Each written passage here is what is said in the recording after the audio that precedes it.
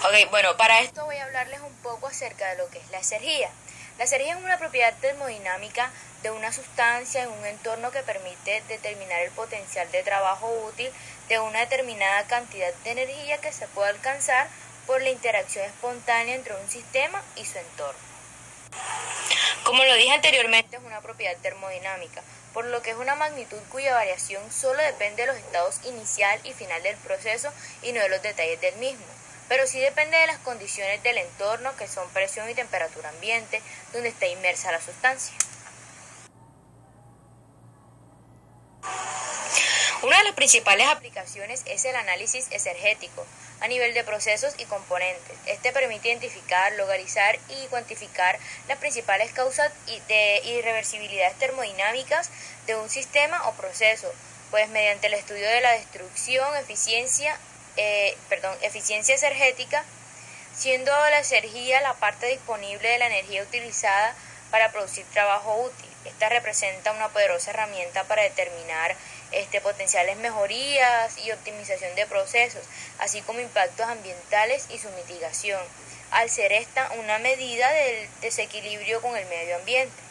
La termoeconomía, esta que es una área que combina el análisis exergético con el análisis económico, es una disciplina recientemente adoptada para determinar los costos exergéticos que se derivan de la producción de diferentes productos en plantas de cogeneración, trigeneración y poligeneración.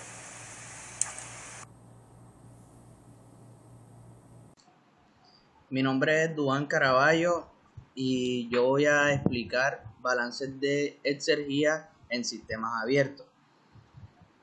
La exergía es una propiedad termodinámica que permite determinar el potencial de trabajo útil de una determinada cantidad de energía que se puede alcanzar por la interacción espontánea entre un sistema y su entorno.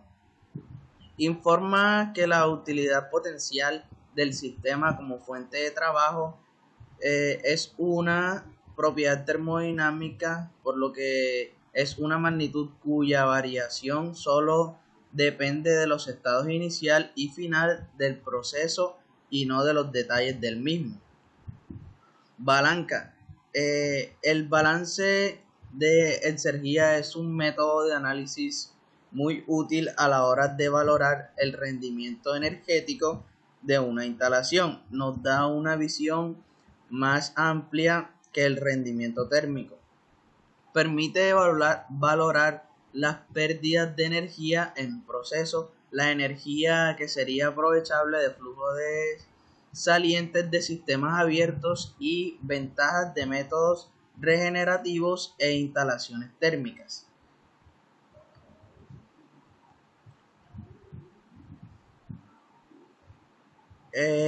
Balance en sistemas abiertos.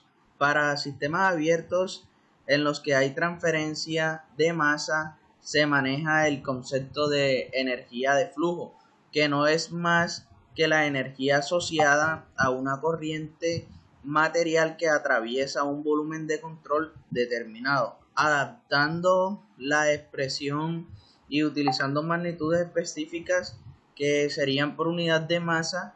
Se tiene la siguiente ecuación, donde H, S, C y Z son entalpia, entropía, velocidad, altura de flujo respectivamente, siguiendo de que H sub 0, D sub 0, S sub 0 son las propiedades evaluadas en el estado muerto. Y por último, G vendría siendo la aceleración de la gravedad.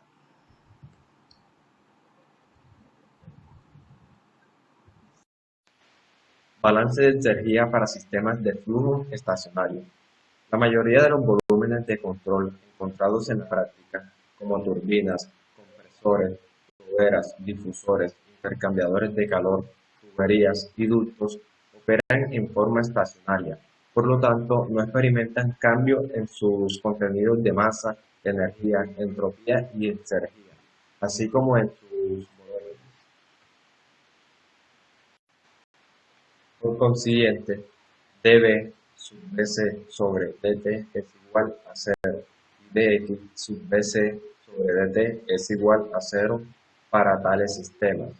Y la cantidad de energía que entra en un sistema de flujo estacionario en todas las formas, calor, trabajo, transferencia de masa, debe ser igual a la cantidad de energía que sale más la energía del fluido. Entonces, la forma de tasa de balance general de energía para un proceso de flujo estacionario se reduce a la siguiente ecuación que tenemos en la diapositiva, que es flujo estacionario. Para un dispositivo de flujo estacionario y una sola corriente, una entrada o una salida, la relación anterior se reduce a una masa, que es la siguiente ecuación que tenemos en la diapositiva, corriente única, donde los subíndices 1 y 2 representan los estados de entrada y salida. M es el flujo máximo y el cambio de la energía de flujo está dado por la ecuación como la tercera ecuación que tenemos en la diapositiva. Entre M se obtiene el balance de energía por unidad de masa, que sería la última ecuación, que es por unidad de masa, donde Q es igual a Q sobre M y W es igual a W sobre M. Son la transferencia de calor y el trabajo realizado por unidad de masa del fluido de trabajo, respectivamente. Hola, muy buenas a todos. Mi nombre es David Mauricio Chavarría Giraldo y a continuación les vengo a explicar lo que es el balance de energía en sistemas abiertos, o como también se le conoce, volúmenes de control, y la manera de aplicar las principales ecuaciones.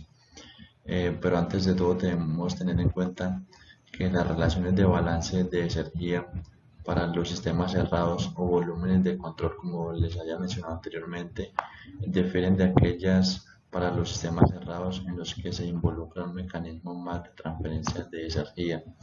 Esto quiere decir que el flujo máximo a través de las fronteras, como se mencionó antes, también cabe resaltar que la masa posee energía, así como energía y entropía, y las cantidades de esas tres propiedades son proporcionales a la cantidad de masa. Tomando nuevamente la dirección positiva de la transferencia de calor hacia el sistema y la dirección positiva de la transferencia de trabajo desde el sistema, las relaciones generales de balance de energía pueden expresarse más explícitamente para un volumen de control, como lo podemos ver aquí en las primeras dos ecuaciones, y también pueden expresarse de forma de tasa, como lo vemos en la tercera ecuación.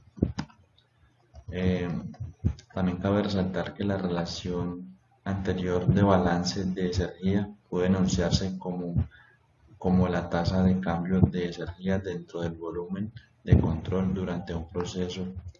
Esto se puede decir que es igual a la tasa neta de transferencia de energía a través de la frontera del volumen de control por calor, tanto como el trabajo y el flujo máximo menos la tasa de distribución de energía dentro de la frontera del volumen de control.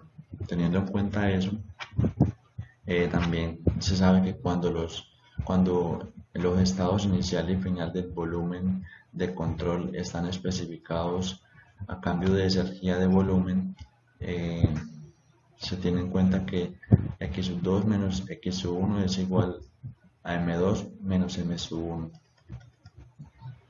1. También vamos a hablar aquí un poco de lo que es la energía para sistemas de flujo estacionario, que se tiene en cuenta que la mayoría de los volúmenes de control encontrados en la práctica, ya sea turbinas, compresores, toberas, difusores, también intercambiadores de calor, tuberías y ductos, operan de forma estacionaria, ya que no experimentan cambios en sus contenidos de masa, tampoco en su energía, al igual que en la entropía y energía, y su volumen también se permanece igual. Por esta razón se sabe que d por b sobre dt es igual a cero, al igual que dx sobre dt.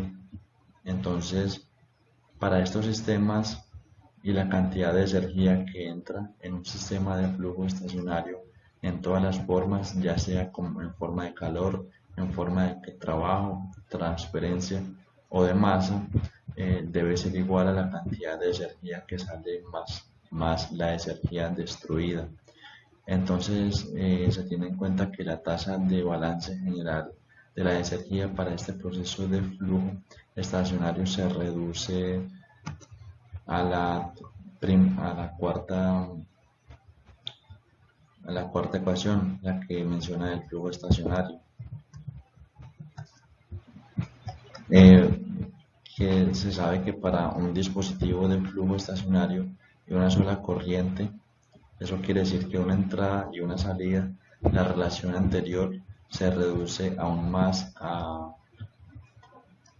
se reduce a una corriente única, como lo podemos ver en la siguiente ecuación, ya que desde los subíndices 1 y 2 representan los estados de entrada y de tanto como entrada como de salida, donde se tiene en cuenta que m es el flujo máximo y el cambio de la energía del flujo está dado por la ecuación, la última ecuación que les estoy presentando, donde m se obtiene el balance de energía por unidad de masa, donde Q es igual a Q sobre M y W es igual a W sobre M.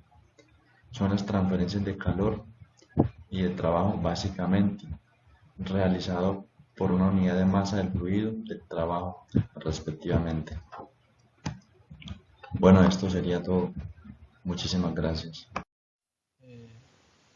Muy buenas, mi nombre es Noel Morales y voy a estar exponiendo lo relacionado a un ejemplo, ejercicio de aplicación de un balance de energía en sistemas abiertos. El ejemplo consta de un ejercicio que nos dice que hay una corriente de aire a 298 grados Kelvin y a 110 kilopascales y se debe comprimir a 550 kilopascales. Dan trabajo trabajo del caudal, que son 1400 metros cúbicos bajo las condiciones de succión según su molar de presión. Hay que estimar la potencia requerida por el equipo si la eficiencia diabática es de 8780. Se puede asumir que bajo las condiciones de trabajo el aire se comporta como un gas ideal. Bueno, teniendo en cuenta eso, entonces podemos ver que si nosotros asumimos que es un gas ideal, entonces sabemos que tanto la energía interna como la entalpía serán funciones de la temperatura. Como se trata de un sistema abierto, no está estacionario el cambio con respecto al tiempo se refiere.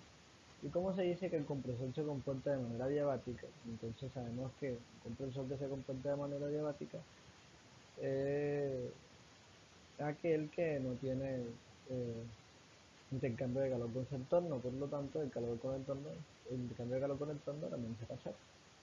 Por lo cual podemos despreciar particularmente la energía cinética y potencial del balance. En cuanto al caso particular de energía cinética, aporta un máximo más o menos de 10% de la energía que se requiere para el sistema. Nos queda un balance de energía expresado en términos del caudal, la corriente máxima que está entrando y saliendo del equipo por el cambio de la entalpía de la corriente en cuestión. Entonces, eso será igual a la potencia requerida del equipo. Para calcular el caudal se hace uso de la ecuación dictada y se estima el volumen molar a partir de la temperatura y la presión operativa.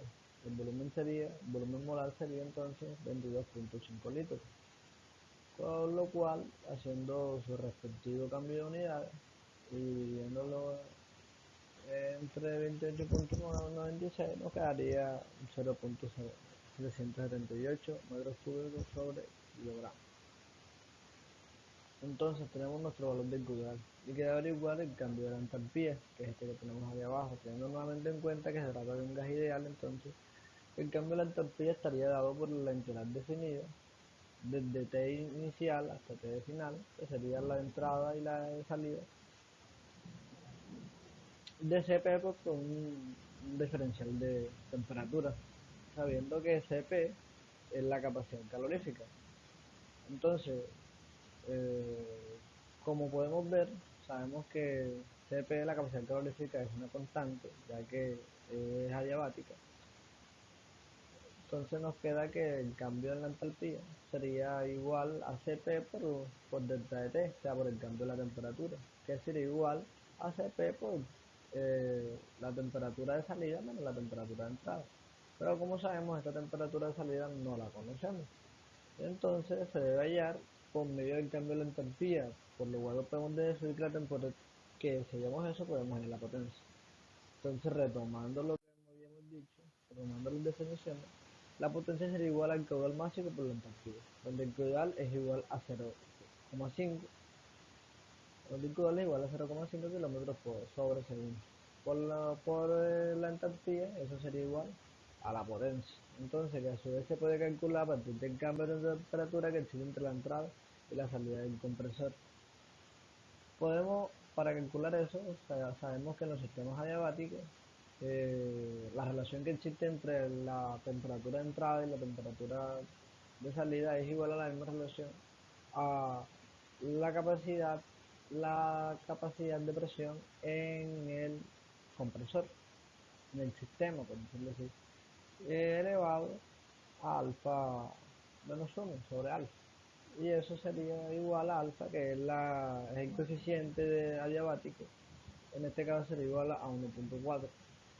Teniendo así, y, utilizando la teoría, podemos ver que entonces la temperatura en cuestión sería 472 Kelvin, por lo cual la potencia, haciendo distintos cambios en la ecuación, la potencia sería igual a 87 kJ sobre segundo, pero sabemos que esta potencia es teórica, porque tenemos que tener en cuenta el, la eficiencia adiabática, que es 8780, por lo cual la potencia real estaría dada por la potencia que tenemos acá, 87 kJ sobre segundo, sobre el 0,86, y eso nos daría una potencia real de 101,2 kJ sobre segundo. Muchas gracias. Muy buenas, mi nombre es Manuel Morales y voy a estar exponiendo lo relacionado a un ejemplo, ejercicio de aplicación de un balance de energía en sistemas abiertos. El ejemplo consta de un ejercicio que nos dice que hay una corriente de aire a 298 grados Kelvin y a 110 kilopascales y se debe comprimir a 550 kilopascales. Dan trabajo del caudal, que son 1400 metros cúbicos bajo las condiciones de succión según su monoide de presión.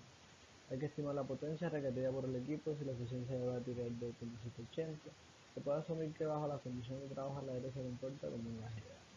Bueno, teniendo en cuenta eso, entonces podemos ver que si asumimos que es un gas ideal, entonces sabemos que tanto la energía interna como la entalpía serán funciones de la temperatura.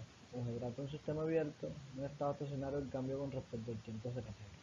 Y como se dice que el compresor se comporta de manera adiabática, entonces sabemos que un compresor que se comporta de manera adiabática es aquel que no tiene intercambio de calor con su entorno, por lo tanto el intercambio de calor con el entorno también será cero. Por lo cual podemos despreciar particularmente la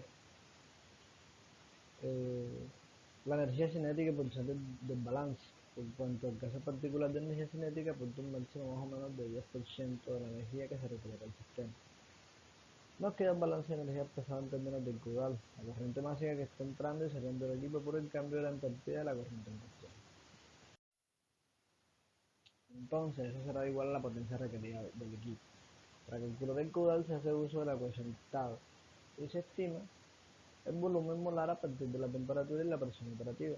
El volumen molar sería entonces 22,5 litros, con lo cual, haciendo su respectivo cambio de unidades y dividiéndolo entre 28,96 nos quedaría 0,778 metros cúbicos sobre kilogramo.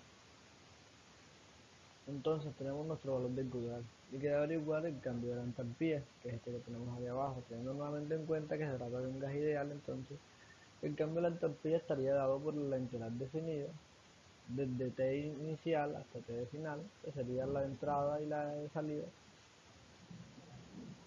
de Cp por un diferencial de temperatura, sabiendo que Cp es la capacidad calorífica.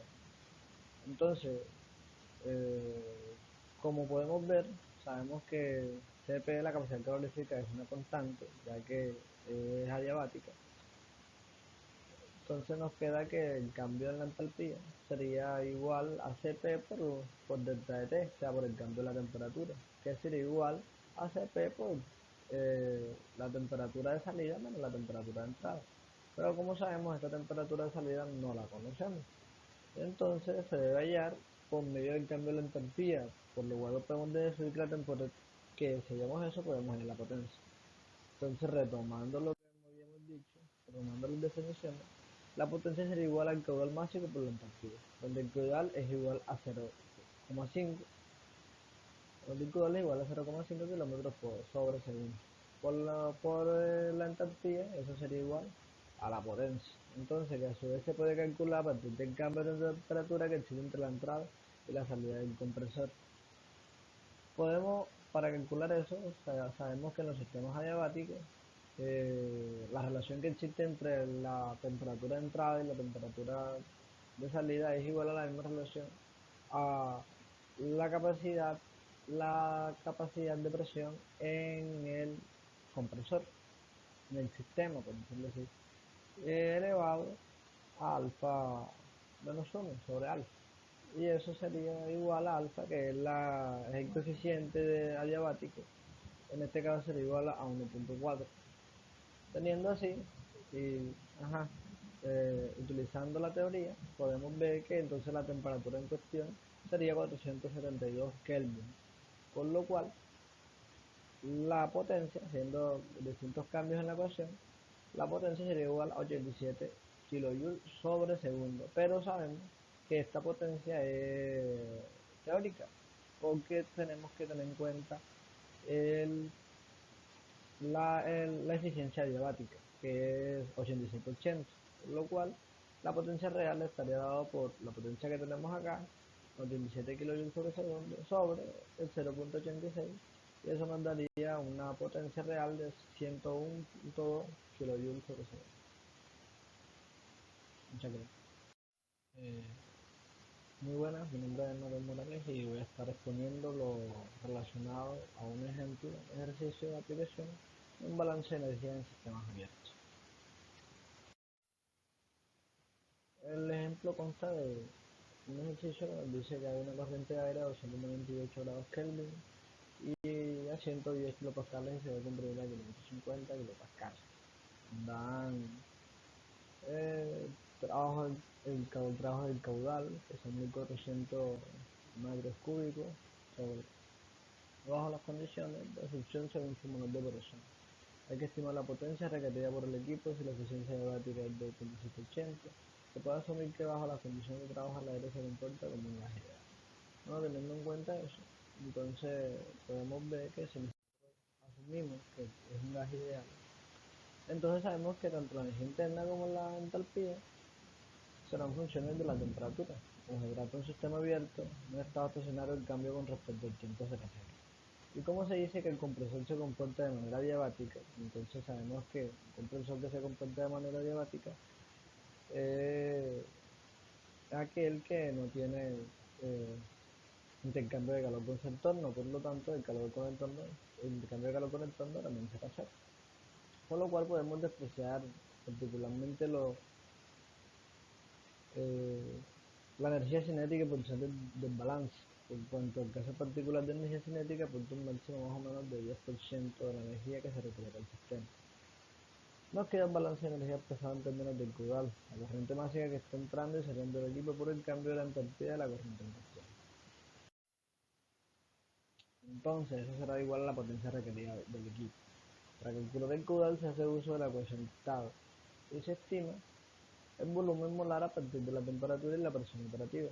El volumen molar sería entonces 22,5 litros, con lo cual, haciendo su respectivo cambio de unidades y dividiéndolo entre 28.96 nos quedaría 0.778 metros cúbicos sobre kilogramo.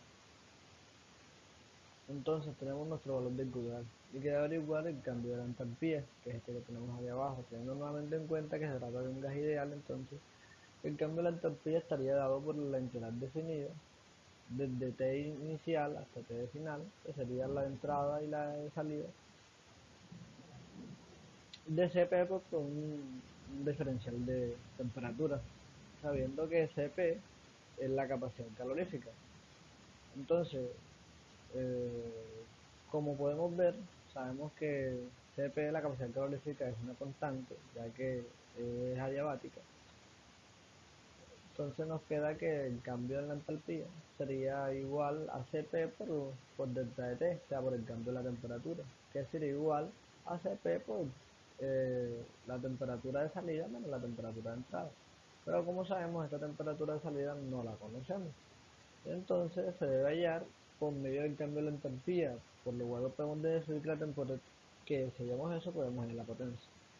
Entonces, retomando lo que habíamos dicho, retomando las definiciones, la potencia sería igual al caudal máximo por la entalpía, donde el caudal es igual a 0,5, donde el caudal es igual a 0,5 kilómetros sobre segundo. Por la entalpía, eso sería igual a la potencia. Entonces, que a su vez se puede calcular a partir del cambio de temperatura que existe entre la entrada y la salida del compresor.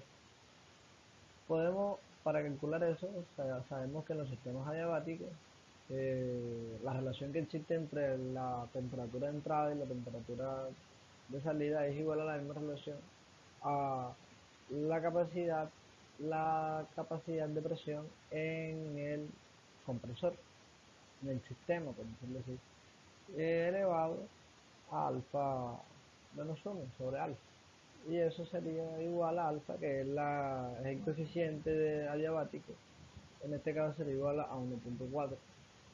Teniendo así, y, utilizando la teoría, podemos ver que entonces la temperatura en cuestión sería 472 Kelvin, por lo cual la potencia, haciendo distintos cambios en la ecuación, la potencia sería igual a 87 kJ sobre segundo, pero sabemos que esta potencia es teórica, porque tenemos que tener en cuenta el, la eficiencia adiabática, que es 8780, por lo cual la potencia real estaría dada por la potencia que tenemos acá, 87 kJ sobre segundo, sobre el 0.86, y eso nos daría una potencia real de 101.2 kJ sobre segundo.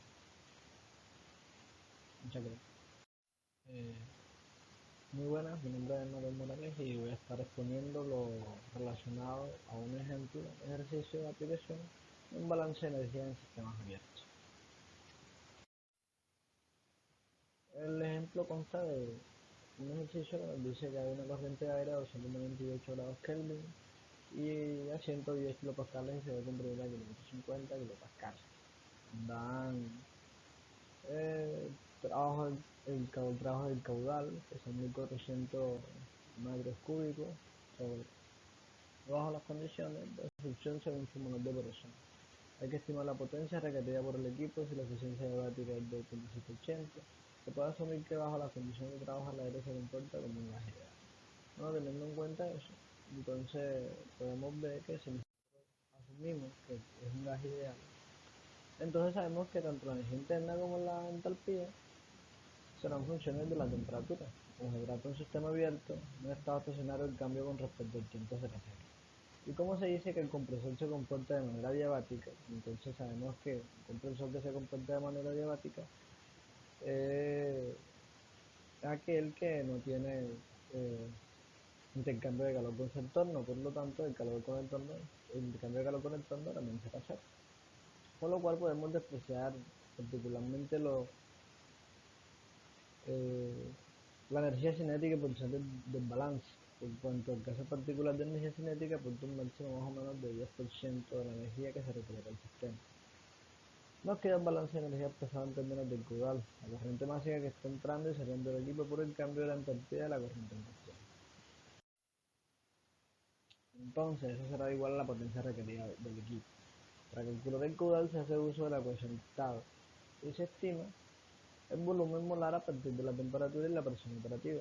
El volumen molar sería entonces 22.5 litros, con lo cual, haciendo su respectivo cambio de unidades y dividiéndolo entre 28.96 nos quedaría 0.778 metros cúbicos sobre kilogramos. Entonces tenemos nuestro valor del caudal y queda averiguar el cambio de la entalpía, que es este que tenemos ahí abajo, teniendo nuevamente en cuenta que se trata de un gas ideal. Entonces el cambio de la entalpía estaría dado por la integral definida desde T inicial hasta T de final, que sería la de entrada y la de salida, de Cp por un diferencial de temperatura, sabiendo que Cp es la capacidad calorífica. Entonces,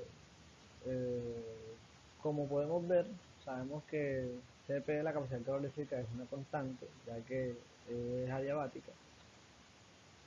Entonces nos queda que el cambio en la entalpía sería igual a Cp por delta de T, o sea, por el cambio de la temperatura, que sería igual a Cp por la temperatura de salida menos la temperatura de entrada.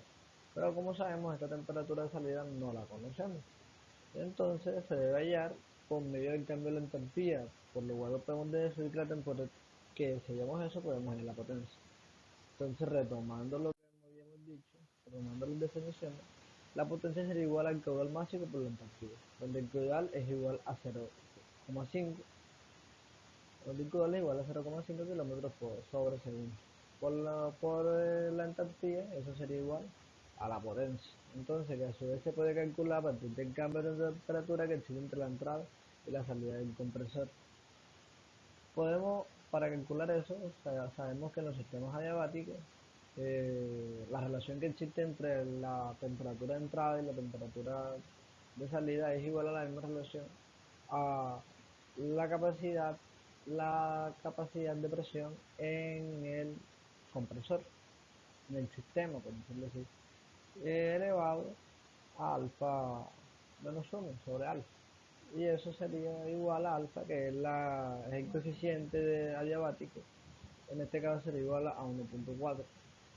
Teniendo así, y utilizando la teoría, podemos ver que entonces la temperatura en cuestión sería 472 Kelvin, con lo cual la potencia, haciendo distintos cambios en la ecuación, la potencia sería igual a 87 kJ sobre segundo, pero sabemos que esta potencia es teórica, porque tenemos que tener en cuenta la eficiencia adiabática, que es 8780, por lo cual la potencia real estaría dada por la potencia que tenemos acá, 87 kJ sobre segundo, sobre el 0.86, y eso nos daría una potencia real de 101.2 kJ sobre segundo. Muchas gracias.